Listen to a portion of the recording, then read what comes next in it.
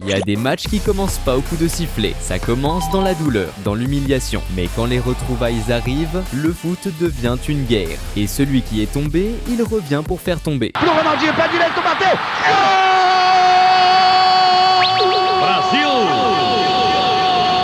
Aujourd'hui, tu vas mater la partie 2 des vengeances qui sont entrées dans l'histoire du foot. On commence avec les quarts de finale de la Coupe du Monde 2022. C'était un choc de titans, Argentine contre Pays-Bas. Et l'ambiance était électrique avant même que le ballon roule. Louis van Gaal, le coach des Pays-Bas, a décidé de chercher la bête. Il a dit que Messi ne jouait qu'avec le ballon dans les pieds, qu'il n'aidait pas à la récup. Et il a même rappelé que l'Argentin n'avait pas gagné une Ligue des Champions depuis 2015. Pour finir, il a promis de se venger de l'élimination en demi-finale de la Coupe de 2014 au tir au but, mais il allait le regretter, et pas qu'un peu. Messi est entré sur le terrain avec un regard de tueur. À la 35e minute, il a attiré les défenseurs, a jeté un œil et une passe de génie qui a transpercé la défense néerlandaise. Une ouverture au millimètre pour le latéral Nahuel Molina qui a contrôlé avec classe et a glissé le ballon hors de portée du gardien Noppert. But de l'Argentine, passe des deux Messi, première réponse envoyée. Le deuxième coup est venu sur péno. Messi face au ballon, les yeux sur le gardien, un sang-froid de malade, un plat du pied sécurité dans le petit filet, aucune chance pour Noppert. Et après, célébration avec les mains sur les oreilles. Messi envoyait un message clair, parle encore Van Gaal. Mais le match n'était pas encore fini. Van Gaal a tenté le tout pour le tout. Il a fait entrer l'avant-centre Weghorst, un déménageur, un tank. Et ça a marché. D'abord, il a marqué de la tête. Ensuite, sur une combinaison à la dernière minute, il a égalisé. La prolongation était hyper tendue, une tension de dingue dans l'air, mais personne n'a fait trembler les filets. La décision s'est faite au tir au but, encore une fois, avec une émotion maximale. Messi a été le premier, et comme toujours, pure classe. Il l'a mis. Et de l'autre côté, le héros habituel a fait son apparition, Emiliano Martinez.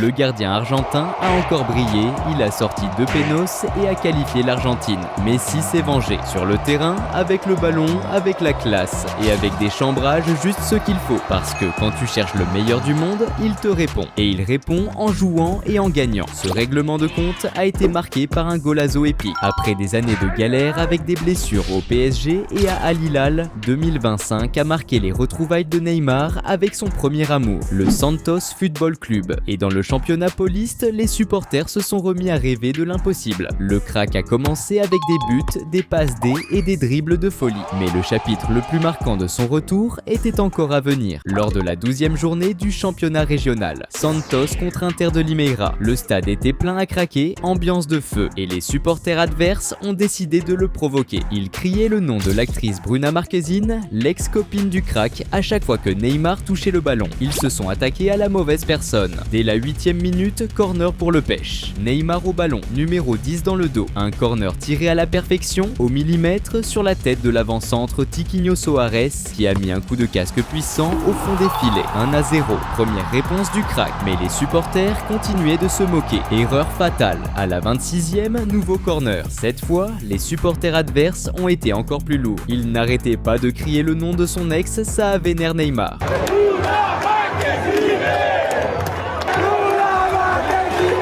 Sauf qu'il a décidé de répondre de la meilleure des manières. Neymar a regardé la surface, a respiré et l'a tiré direct, but olympique de malade. Le ballon a eu une trajectoire parfaite et il est mort au fond des filets. Un but pour l'histoire, une claque mais avec la classe. Il n'a pas célébré avec rage, il a mis la main sur l'oreille. Il s'est assis sur le panneau publicitaire et a croisé les bras. C'était la vengeance. Il a fait taire les supporters adverses avec l'art. Et ce n'était pas fini. 5 minutes plus tard, encore un corner. Et de nouveau, Neymar avec son radar parfaitement réglé. Encore un caviar sur la tête de Tiquinho Soares. 3e but pour Santos, 3e fois que le numéro 10 est décisif. 2 passes D, un but olympique, une performance monstrueuse. Neymar a répondu avec classe, avec talent, avec magie. En interview après le match, il a même dit « Ils m'ont provoqué et je leur ai demandé de chanter plus fort ». Sur le corner suivant, ils ont recommencé et je me suis dit « Maintenant, c'est moi qui vais marquer ». Parce que quand on le cherche, la vengeance se sert de la plus belle des manières, avec le ballon. Le match suivant sur la liste était historique, pas seulement pour la vengeance, mais pour une cause. La scène, c'était Mestalla, mais le scénario était personnel. Valence contre Real Madrid, 27e journée de la Liga, saison 2023-2024.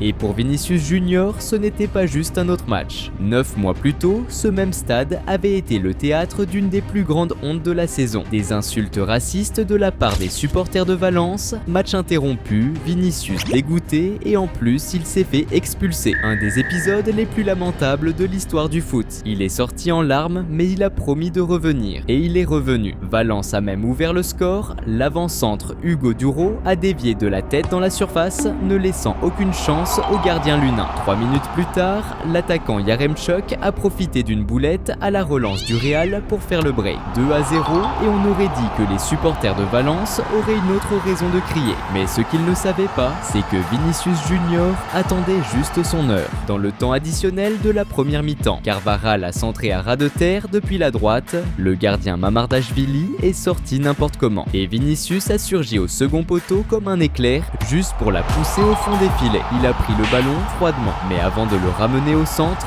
il a levé le poing en l'air.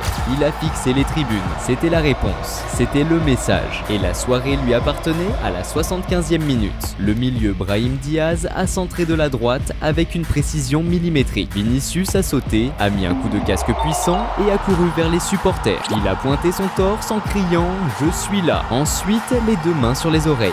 Il a climatisé tout un stade. Ce n'était pas juste une performance. C'était un manifeste, une vengeance propre sur le terrain avec le ballon dans les pieds et la tête haute. Vinicius a répondu comme on répond à une attaque lâche en étant géant. Et on ne pouvait pas passer à côté d'une loi de l'ex-history. En 2009, Emmanuel Adebayor a été vendu d'Arsenal à Manchester City et il n'est pas parti sous les applaudissements. Le coach Arsène Wenger a balancé « Il n'a plus d'avenir ici ». Et pire, il a dit que l'attaquant avait choisi le pognon. Mais Adebayor a tout gardé. Il a avalé ça de travers. Il a ruminé chaque mot et il a attendu le bon moment. Lors de la 5e journée de Premier League 2009-2010, Manchester City contre Arsenal. L'heure de la vengeance avait sonné. City a pris l'avantage, Micah Richard a mis une tête sur le poteau. Le ballon a rebondi sur le dos du gardien Almunia et est entré. But contre son camp, mais les Bleus étaient devant. Arsenal a réagi. Van Persie a égalisé avec classe en plaçant sa frappe dans le petit filet de Given.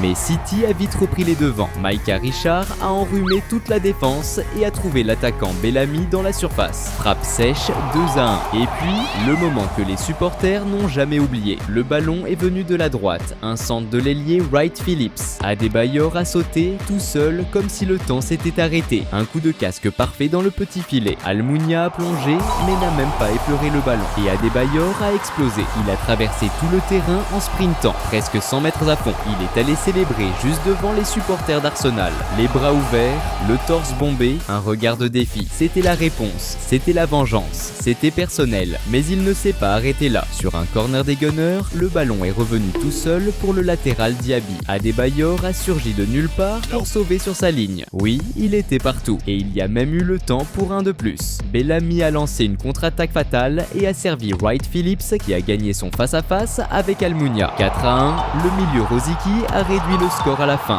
Mais le match était déjà plié. Adebayor n'a pas seulement joué au foot, il a écrit un chapitre de sa revanche. Et dans la mémoire de la Premier League est restée l'une des célébrations les plus emblématiques de tous les temps. La vengeance suivante était aussi une histoire de rédemption. Mais cette fois, c'était celle de Ronaldo, le phénomène. La Coupe du Monde de 2002 a commencé avec des doutes. Des doutes sur son genou, des doutes dans sa tête, des doutes même dans le cœur des supporters brésiliens. Ronaldo, encore, après tout ce qu'il a subi, de son malaise en finale de la Coupe de 1998, des 2 ans où il n'a quasiment pas joué, Romario était le nom réclamé dans les rues du Brésil. Mais le sélectionneur Felipão a misé sur le numéro 9. Le monde doutait et Ronaldo a répondu. Il est arrivé en finale comme meilleur buteur. Mais les gens disaient encore, c'est l'Allemagne. C'est le gardien Oliver Kahn, élu meilleur joueur du tournoi. C'est impossible. Mais pour quelqu'un qui a survécu à l'impossible, la finale n'était qu'un chapitre de plus. Finale de Coupe du Monde. Brésil contre Allemagne. Le décor, Yokohama, au Japon, le 30 juin 2002. En deuxième mi-temps. À la 66e minute, le monde s'est arrêté. Le milieu Hamann a fait une erreur, Ronaldo l'a senti. Il a piqué le ballon et l'a donné à Rivaldo. Le numéro 10 a envoyé une frappe sèche. Oliver Kahn, le meilleur du monde, a fait une main de fer. Et le ballon est revenu sur qui? Sur l'homme que tout le monde disait fini. Ronaldo est arrivé pour déchirer le passé. Il a frappé pour faire trembler les filets. But 1-0, le cri coincé dans la gorge depuis 98 a explosé. Mais il en voulait plus. Minute 78, le milieu Kleberson a passé le ballon, Rivaldo a fait la feinte de sa vie. Le ballon est arrivé tranquillement dans les pieds du numéro 9. Et Ronaldo, avec le sang-froid des immortels, l'a placé dans le petit filet. Kahn a volé mais n'a rien trouvé. 2-0, le Brésil, 5 fois champion du monde. Ronaldo, 8 buts, buteur, héros, légende. Celui qui ne pouvait plus marcher a couru vers l'étreinte de l'éternité. La vengeance a été silencieuse, sans provocation, juste avec le ballon comme le font les géants. Le monde s'est incliné devant le plus grand numéro 9 de tous les temps. Et plus jamais personne n'a douté de Ronaldo. Et si t'as regardé jusqu'ici, n'oublie pas de lâcher un like, abonne-toi à la chaîne et active la cloche des notifications parce que les prochaines vidéos seront encore meilleures. Moi c'est Christian Castro et on se capte pour la prochaine.